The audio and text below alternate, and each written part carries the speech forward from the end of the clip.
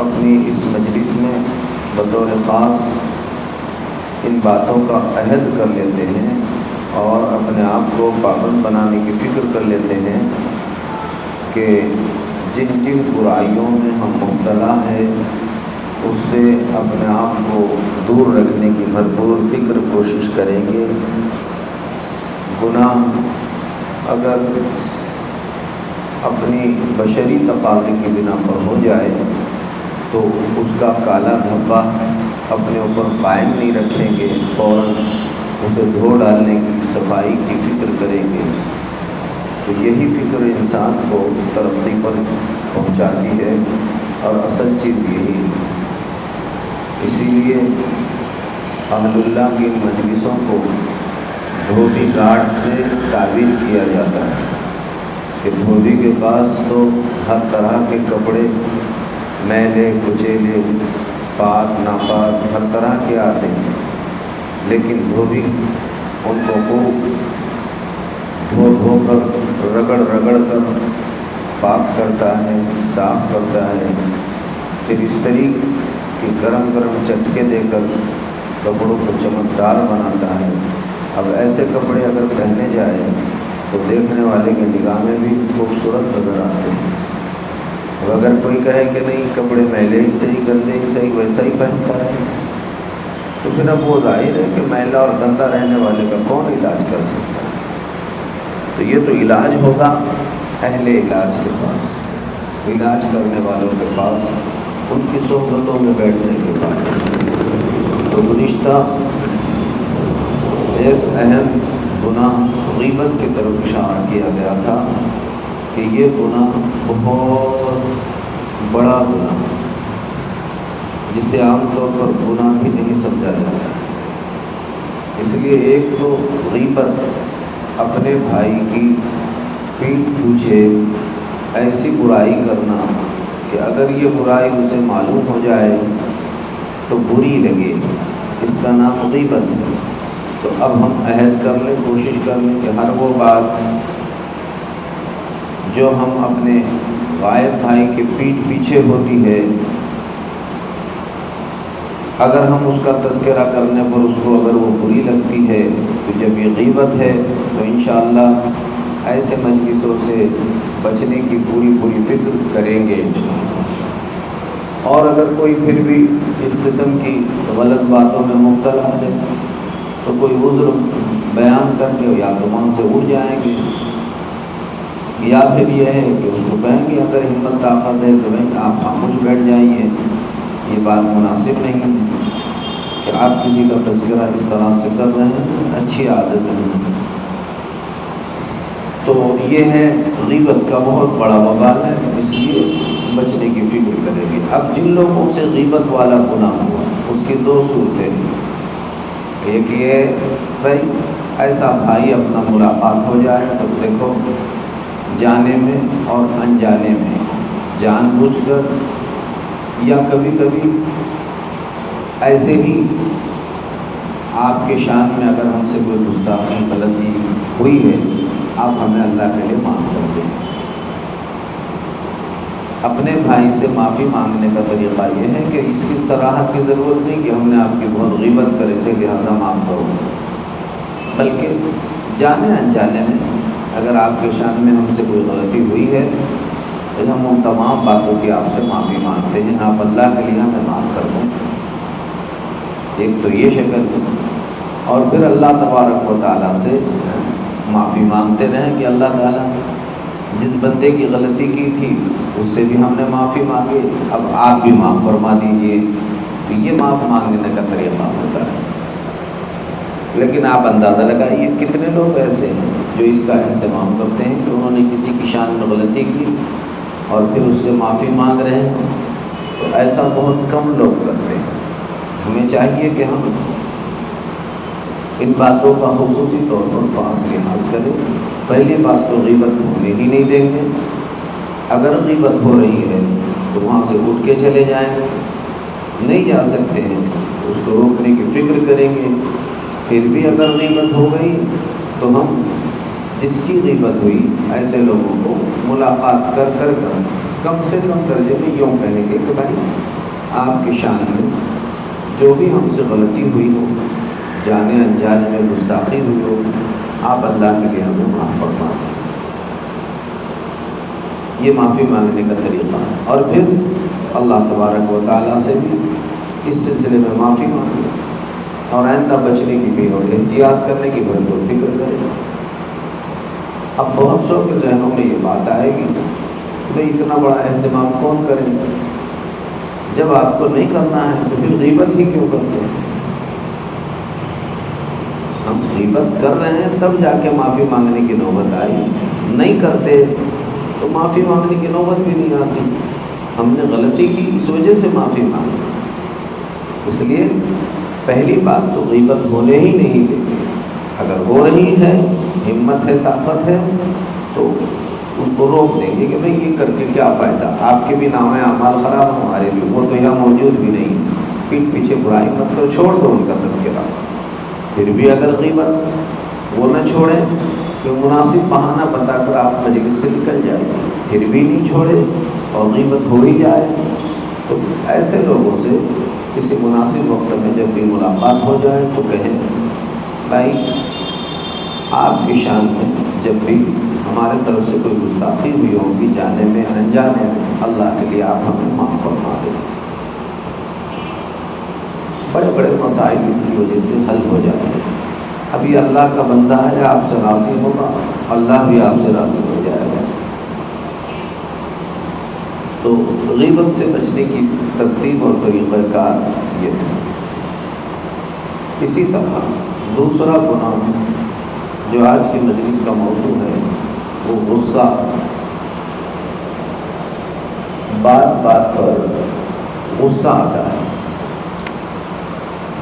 بعض لوگ غصے کے بڑے عادی ہوتے ہیں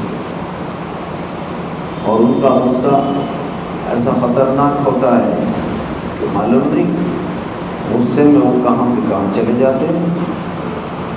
بہت سارے لوگ اپنے غصے میں نہ ماں کی پرواہ کرتے ہیں، نہ باپ کی پرواہ کرتے ہیں، نہ اولاد کی پرواہ کرتے ہیں، نہ بیوی کی پرواہ کرتے ہیں، اور نہ چھوٹے کی پرواہ کرتے ہیں، نہ بڑے کی پرواہ کرتے ہیں۔ تو غصہ ایک بہت بڑا گناہ ہے۔ حدیث پاک میں ہے، ایک صحابی اللہ کے رسول صلی اللہ علیہ وسلم کی خدمت میں حاضر ہوئے اور حاضر ہو کر انہوں نے عرض کیا، حضور مجھے کچھ نصیحت فرمائیے اور مختصر کیجیے، زیادہ لمبی چوڑی نہیں۔ بعض صحابہ دیہات کے ہوتے تھے، بہت سیدھی سادی بات کرتے تھے۔ بڑے بڑے صحابہ حضرت ابوبکر، عمر، فاروق، عثمان غنی، علی مرتضیٰ، ایسے جلیل القدر صحابہ دیہات کے صحابہ کو پکڑ پکڑ کے لا کے آگے بٹھاتے تھے کہ یہ کچھ سوالات کر دیتے ہیں اور سب کا فائدہ ہو جاتا ہے، اور ہماری اتنی ہمت جرأت نہیں ہوتی کہ ہم بات کریں۔ تو ایسی شکل بن جایا کرتی تھی۔ حضور اکرم صلی اللہ علیہ وسلم کی خدمت میں وہ صحابی آئے اور انہوں نے بس یہ پوری شرط لگا دی، مجھے نصیحت کرو اور تھوڑی سی کرو، زیادہ بھی نہیں لمبی چوڑی۔ حضور نے فرمایا ٹھیک ہے، تمہارے منشے کے موافق نصیحت کریں گے۔ اب حضور اکرم صلی اللہ علیہ وسلم نے ان کو جو نصیحت فرمائی تو آپ صلی اللہ علیہ وسلم نے صرف ایک جملہ ارشاد فرمایا اور اتنی بڑی نصیحت فرمائی آپ اندازہ نہیں لگا سکتے۔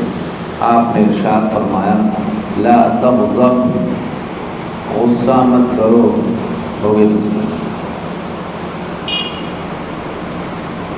انہوں نے کہا تھا کہ مجھے نصیحت کیجیے اور مختصر کیجیے۔ اب آپ کی نصیحت دیکھیے، آپ نے فرمایا تیرے لیے نصیحت یہ ہے لا تغضب، دو ہی جملے، غصہ مت کیا کرو، جاؤ۔ وہ بھی اتنے پکے ہوتے تھے کہ یہ نصیحت کو ایسے پلوں باندھ کے لے جاتے تھے کہ اب جو یہ مجلس میں سن لیا انہوں نے، پیارے نبی نے مجھے فرمایا غصہ مت کرو، تو موت کے دن تک انہیں غصہ نہیں آتا تھا۔ بس ہو گئی، ان کو نصیحت ہو گئی. وہ نور نبوت کی کرن اور باتوں کی روشنی جب دلوں کی ضمیر پر پڑ جایا کرتی تھی تو آدمی عمل کے لیے فوراً تیار ہو جایا کرتا تھا. اپن بولتے آج تو سن کے آئے، اب عادت ایک دم سے تھوڑی چھوٹنے والی، چھوڑتے چھوڑتے چھوڑیں گے تو موت کا وقت آنے تک تو بھی وہ بھی توبہ کی توفیق نصیب کرے.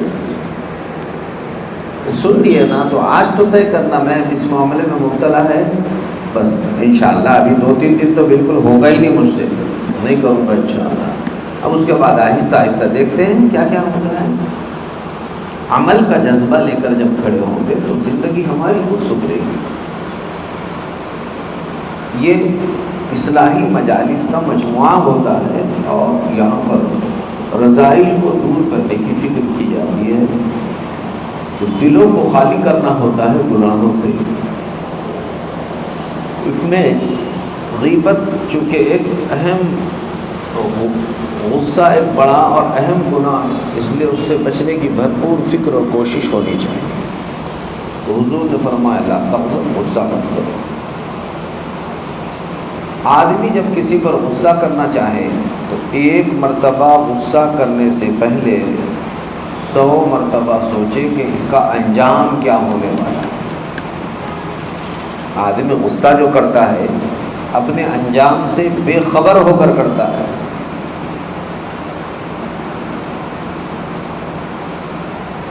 اور جب انجام سے بے خبر ہو کر کرتا ہے تو یہی اس کا غصہ اسے کہاں سے کہاں پہنچا دیتا ہے.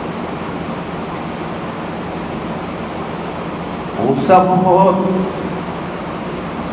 کٹھن عمل ہے. اچھا، بات کیا ہوتی ہے؟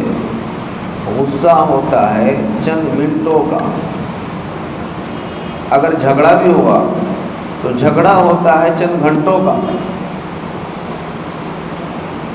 تو غصہ ہوگا چند منٹوں کا یا چند گھنٹوں کا، لیکن اس کے اثرات پھر چند گھنٹوں تک نہیں رہتے، چند دنوں تک نہیں رہتے، کئی سالوں تک اس کا اثر نہیں ملتا ہے. کتنے دل غصے کی وجہ سے ٹوٹ گئے، غصے کی وجہ سے خراب ہو گئے. غصے میں آدمی اپنے قابو میں نہیں رہتا ہے، کیا بول دیتا ہے پتہ نہیں چلتا ہے، اس کا جلال کہاں سے کہاں چلا جاتا ہے.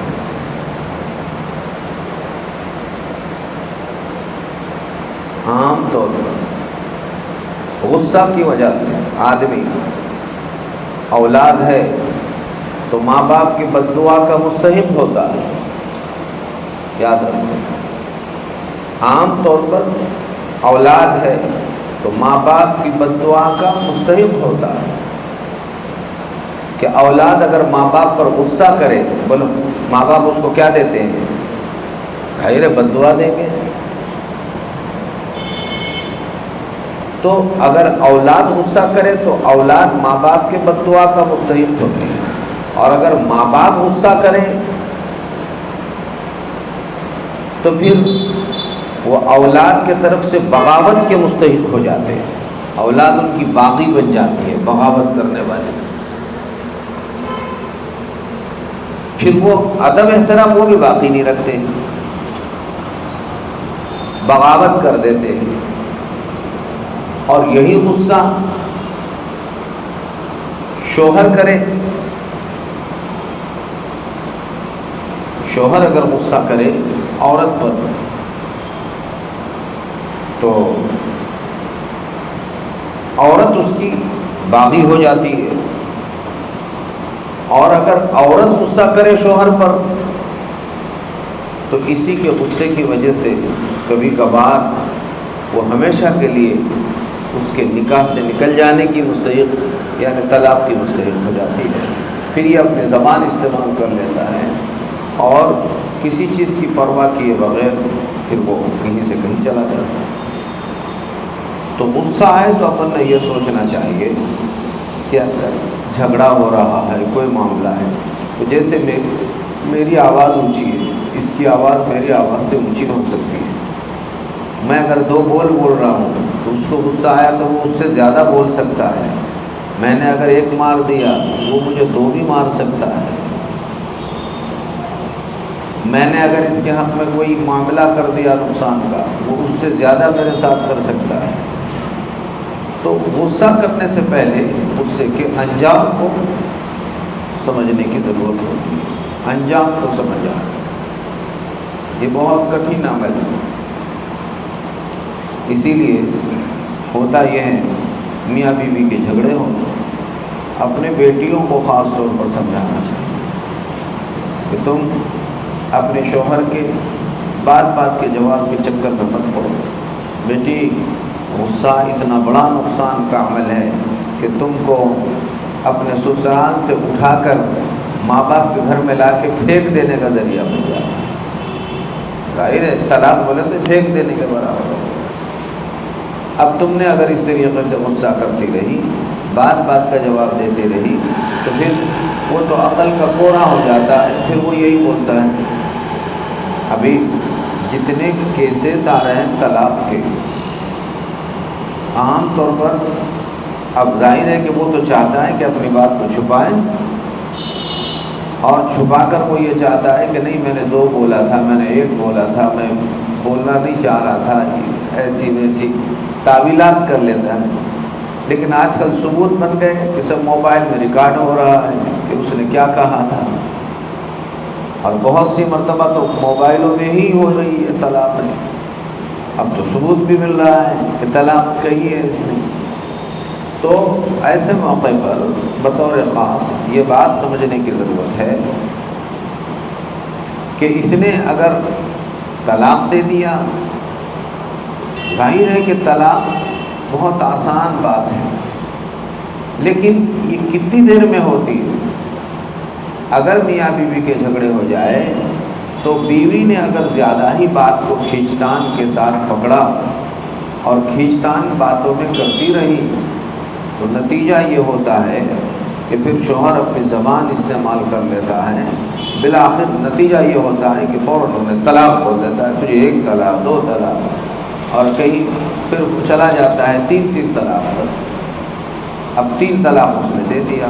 تو اپنے بیٹیوں کو یہ سمجھایا جائے کہ دیکھ تیرا غصہ ہوا 10 منٹ کا، لیکن تیرے غصے کی نحوست سے تیری زندگی برباد ہوئی 10 سال نہیں، اب موت تک کی۔ اگر تو 10 منٹ برداشت کر لیتی تو تیری 10 سال سکون کے گزر جاتے، اس میں یہ نوبت نہیں آتی۔ ممکن ہے تو 50 سال زندہ رہتی اور 50 سال سکون کے گزر جاتے اور تجھے یہ نوبت نہیں آتی، لیکن تو نے اپنی زبان کو قابو میں نہیں رکھا، جس کی بنا پر جیسا جلال اور غصہ تیرے اوپر طاری ہوا تھا ایسا ہی جلال اور غصہ اس کے اوپر بھی طاری ہو گیا۔ پھر اپن مرد حضرات غصے کے موقع پر اپنے آپ کو سوچے کہ میں نے اگر بے قابو ہو گیا غصے میں تو میرا غصہ رہے گا 10 منٹ کا، لیکن زندگی صرف بیوی کی ہی تباہ نہیں ہوتی، خود کی بھی تباہ ہوتی ہے، آل اولاد کی بھی تباہ ہوتی ہے، دونوں خاندان پر بھی اس کے اثرات پڑتے ہیں۔ اس وقت جو ہے اسی غصے کی ریل پیل میں کئی عورتوں کی عادت ہوتی ہے، اجڑ مزاج کی ہوتی ہے، بہت مزاج ان کا بڑا ٹیڑھا ہوتا ہے، لیکن برداشت کرنا یہ انسان کو سکھایا گیا ہے، سیرت سے ثابت ہے۔ اب آپ سنیے، میں ایک واقعہ آپ کو سناتا ہوں۔ پیارے نبی صلی اللہ علیہ وسلم گھر میں ایسے حالات آئے تو برداشت فرماتے تھے، اور وہ کیسے؟ عجیب واقعہ حضور کی سیرت میں ایک مرتبہ ایسا ہوا، حضور اکرم صلی اللہ تعالی علیہ وسلم اپنی ایک بیوی کے ساتھ جہاں ان کی باری تھی، ان کے باری کے دن اپنے بیوی کے ساتھ آپ آرام فرما رہے تھے۔ پیارے رسول صلی اللہ علیہ وسلم کا معمول تھا، آپ کی 9 بیویاں تھیں، تو آپ سب کے حقوق برابر ادا کرتے تھے۔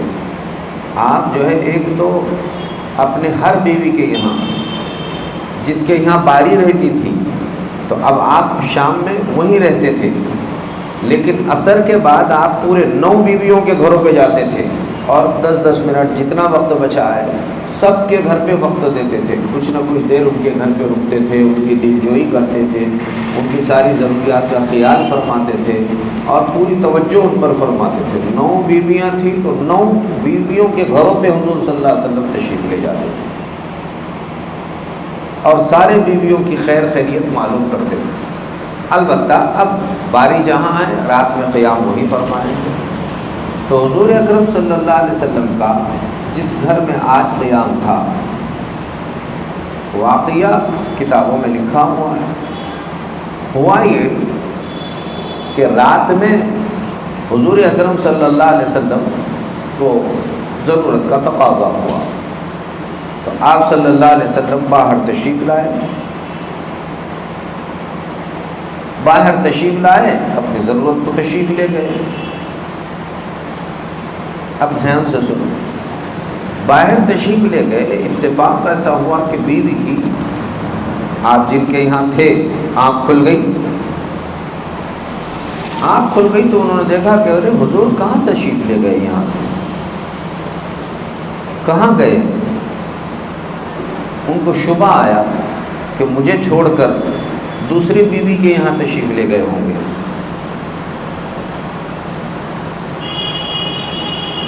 اب ان کو کہیں نظر نہیں آئے تو یہ جلدی سے اٹھے، جیسا بھی دروازہ رہا ہوگا، بہرحال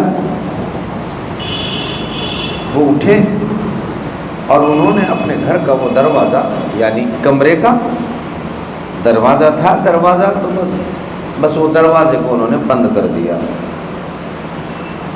بولو حضور صلی اللہ علیہ وسلم کہاں ہیں؟ باہر۔ اب آپ فارغ ہو کر جب تشریف لائے تو کھڑے ہو کر بجا رہے ہیں، دروازہ کھولو کھولو۔ لیکن دیکھو غیرت بڑی عجیب چیز ہوتی ہے۔ وہ تھوڑی دیر انہوں نے ٹال مٹول کیا، نہیں کھول رہے، آپ بجاتے رہے، تھوڑی دیر کے بعد انہوں نے دروازہ کھول دیا۔ بولو آپ ایک عام آدمی ہوتا تو اس کا جلال اور غصہ کہاں سے کہاں چڑھا ہوتا، بولو نا، کیا کیفیت رہتی تھی؟ کتابوں میں ہے کہ حضور جب اندر تشریف لے گئے، آپ نے پوچھا تک نہیں کہ بھئی تم نے دروازہ کیوں بند کیا تھا، آپ سیدھا گئے اور رات کا وقت تھا، آپ لیٹ گئے، بیوی کو بھی بھلا دیے، پوچھا بھی نہیں کیا شک شبہ ہوا تجھے کہ دوسرے بیوی کے یہاں گئے تھے، پوچھا بھی نہیں، سیدھا جا کر آپ آرام فرمانا شروع کر۔ اللہ، آپ خود بتاؤ وہ بیوی کا دل کتنا پانی پانی ہو گیا ہوگا، کیا ہوا ہوگا؟ انہوں نے سوچا ہوگا کہ وہ تو سمجھ رہے تھے کہ معلوم نہیں اب خیر رہتی کہ نہیں رہتی، لیکن آپ نے ایک جملہ بھی نہیں فرمایا ایسا کہ تم نے کس بات کی سزا دی مجھے کہ باہر کھڑا کیا۔ کچھ آپ امت کو یہ چھوٹے چھوٹے واقعات کے ذریعے سے سکھانا چاہتے تھے کہ ایسے چھوٹے چھوٹے واقعات تمہارے زندگی میں سینکڑوں پیش آئیں گے، لیکن اس وقت اگر تم نے صبر سے کام لیا تو تمہاری زندگی شیر و شکر بن جائے گی، میٹھی خوشگوار زندگی بن جائے گی۔ ورنہ ایسے واقعات تو انسان کو کہاں سے کہاں لے جاتے ہیں، طلاق تک کی نوبتیں آ جاتی ہیں۔ کیا نہیں، پیارے نبی کی یہ سیرت یہ بتاتی ہے کہ غصہ نہیں کرنا چاہیے، لا تغضب۔ تو حضور یہ فرمانا چاہ رہے تھے کہ میں جب امت کو کہہ رہا ہوں کہ غصہ مت ہو، تو اس میں دوسرا پہلو دیکھو، غصہ مت ہو تو میں ہی غصہ اگر کروں گا تو پھر کیا بات کا پتہ رہے گا، چلو میں برداشت کر لیتا ہوں۔ حضور نے برداشت فرما لیا، کوئی غصہ نہیں، ایک بات نہیں۔ حدیث کی کتابوں میں واقعہ ہے، حضور اکرم صلی اللہ تعالی علیہ وسلم نے ایک یہودی سے قرض لیا، کچھ قرض لیا تھا اور مدت طے ہوئی، کہ آپ کو اس کا جواب جو کچھ دینا ہے کچھ دنوں کے بعد دیا جائے گا، ابھی تو کچھ وقت بھی نہیں گزرا وہ آیا اور کہتے ہیں کہ حضور کو اس زور سے کہ آپ کے گلے میں جو چادر تھی ایسا زور سے کھینچا، زور سے اس کے نشانات پڑ گئے اور کہا میرا قرضہ ادا کرو۔ اللہ، آپ خود کہہ سکتے ہیں کہ بھائی تو کس چیز کا مطالبہ کر رہا ہے؟ بات کرنے کو ہزار جوابات تھے۔ حضرت عمر فاروق تھے، انہوں نے کہا کہ حضور اجازت دیجئے اس کا کام ہی تمام کرتا ہوں، اتنی بڑی شرارت، آپ کے شان میں گستاخی۔ حضور نے فرمایا نہیں عمر، تم کو چاہیے کہ جب ایسی بات اگر تم دیکھو تو مجھے بھی کہہ دیتے کہ ان کا جو تقاضا ہے پورا کیا جائے، اور اس سے کہتے کہ بھئی تو اچھے انداز سے سوال کر، اتنا کیوں سختی کرتا ہے، بات ختم ہو۔ حضور نے لوگوں کو فرمایا لا تغضب، غصہ مت کرو، اور خود کا عمل یہ کہ وہ صرف اسے غصہ نہیں مار دینے کے لائق تھا، لیکن اللہ کے نبی صلی اللہ علیہ وسلم نے فرمایا بھائی اس کو اس کا جو کچھ اس نے قرض دیا تھا قرض دو، اور اس سے بڑھ چڑھ کر دگنا چوگنا کر کے دے دو، غصہ مت کرو۔ کوئی غصے کا کوئی بات آپ نے اپنے زبان سے نہیں۔ بیویوں کے ساتھ یہ معاملہ، سختی کرنے والوں کے ساتھ یہ معاملہ۔ کتابوں میں تو یہ بات لکھی ہے کہ حضور اکرم صلی اللہ علیہ وسلم نے کوئی چیز کسی شخص سے خریدی تھی، یا یہ ہے کہ آپ کسی کے گواہ بنے تھے، اس شخص نے کہا جس نے آپ سے کوئی چیز خریدی تھی، یا آپ علیہ الصلوۃ والسلام نے کوئی چیز اس کو بیچ دی تھی، اس نے کہا کہ آپ اسی جگہ رکیے میں اب بھی آتا ہوں، اور وہ اپنے گھر چلا گیا۔ کہتے ہیں کہ آج گیا تو آج کا دن پورا ختم ہوا، شام ہوئی، رات ہوئی، حضور وہیں کھڑے رہے۔ بولو کیوں کھڑے رہے؟ کہ وہ کیا کرنے والا ہے؟ آنے والا ہے۔ آج کا دن گیا، کل آیا، کل کی صبح دوپہر شام ختم ہو گئی، تیسرا دن آیا، پھر صبح دوپہر شام ہو گئی، 3 دن پورے ہو گئے۔ اسے تیسرے دن یاد آیا کہ میں حضور کو وہاں کھڑے کر کے آیا تھا، چلو جا کے دیکھیں گے حضور ہے کہ نہیں۔ حضور اکرم صلی اللہ علیہ وسلم جس حالت میں تھے پہلے دن اسی حالت میں وہاں پر کھڑے ہوتے تھے۔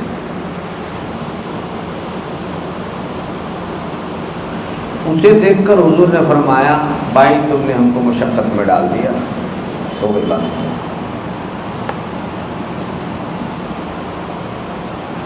اب دیکھیے اگر غصہ ہوتے معاملہ بھی ٹوٹ جاتا،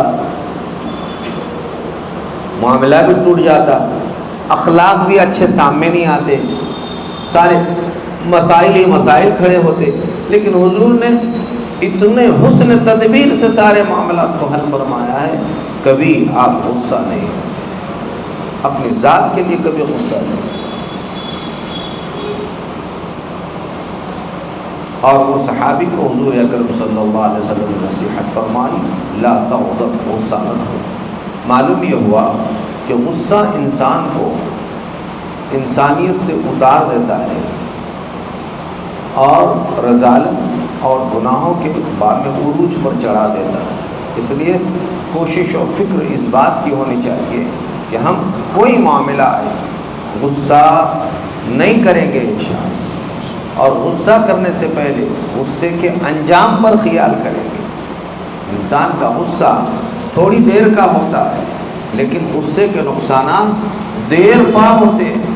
کئی لوگوں نے غصے میں یہ کہا کہ کیا ہوا کہ 3 طلاق دی، بعد میں آ کر یہی بولتے ہیں میں کیوں دی تھی، میں بہت غصے میں تھا، قابو میں نہیں تھا، یہ بہت ہی چرچر کر رہی تھی، بہت الٹے سیدھے جواب دے رہی تھی، میں کتنے دیر جوابات دیتی رہی، 10 منٹ، آدھا گھنٹہ، 1 گھنٹہ تم صبر کر لیتے تو تمہاری ہمیشہ کی زندگی آباد رہتی، لیکن تم نے بھی اس وقت جام و جلال میں آئے اور وہ بھی جلال میں رہی، تو دونوں کے غصے کا نتیجہ یہ نکلا کہ دونوں کی زندگی تباہ اور برباد ہو گئی، کوئی کہیں کے نہیں رہے، کتنی گستاخیاں ہو گئی، کتنی شکلیں بن گئی۔ اب اسی غصے کی نوسط سے لوگ جھوٹے سچے واقعات اس پر چڑھا دیتے ہیں۔ ابھی کئی لڑکیاں ایسی ہیں، انہوں نے جو ہے تو ایسے واقعات کر دیے اپنے شوہروں پر۔ جب بات آئی تو یہ نئے قانون میں پھنسانے کے لیے کئی لوگوں کو انہوں نے گواہ بنا دیا، گواہوں نے بھی جھوٹی گواہیاں دی کہ ہاں ہمارے سامنے انہوں نے جو ہے اس طرح سے کہا ہے۔ اب آپ اندازہ لگائیے، جھوٹی قسم کھانے والا، جھوٹی گواہی دینے والا، یہ سب اس کے غصے کی وجہ سے سب جہنم کے مستحق بن رہے ہیں۔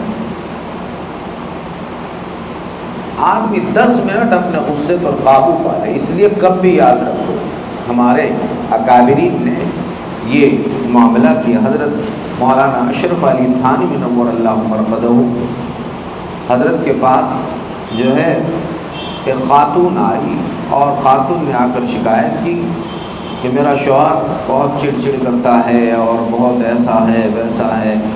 حضرت نے اس کی باتوں کو سننے کے بعد اندازہ لگایا کہ لگتا ہے کہ یہ ذرا بڑبڑ کرتی ہے، اس لیے انہیں غصہ ہو جاتا ہے۔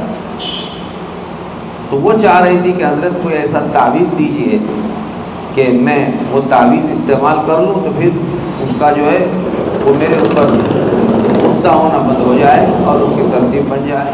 تو حضرت نے فرمایا تعویذ کی اس کو نہیں، تجھ کو ضرورت ہے۔